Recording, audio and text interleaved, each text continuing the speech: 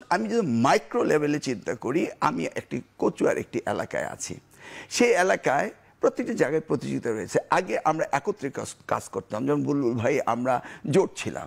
এখন তো ওনারা বিরোধী দল বা আমরা বিরোধী দল, এটা আল্লাহ জানেন। তা আমাদের তো পারস্পরিকভাবে বিরোধিতাচারণই করতে হবে রাজনৈতিক মাঠে, কারণ আমাদের তো রাজনীতির কৌশল রয়েছে।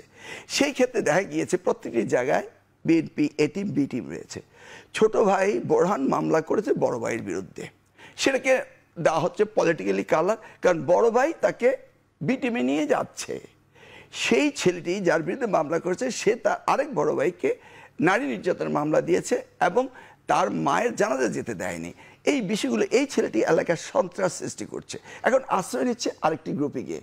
আমি যখন এসপি সাহেবকে বলি, গত 3 দিন কিন্তু এগুলি নিয়ে মিছিল করেছে জনগণ 3টি বাজারে, কচুয়া, সাচার এবং রহিমনগর বাজারে।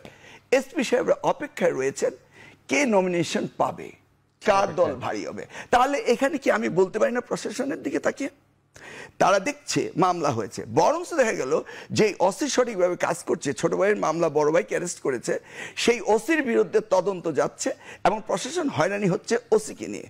তারা ইন্টারনাল অ্যাডমিনিস্ট্রেশন তারা কি দেখতে পাচ্ছে না যে কে এখানে কে দোষী? এই যে মাইক্রো লেভেলের ঘটনাগুলি ঘটছে, এগুলি প্রশাসনের দুর্বলতার কারণে ঘটছে। তারা অবজার্ভ করছে আগামী দিনগুলো কিভাবে যাচ্ছে।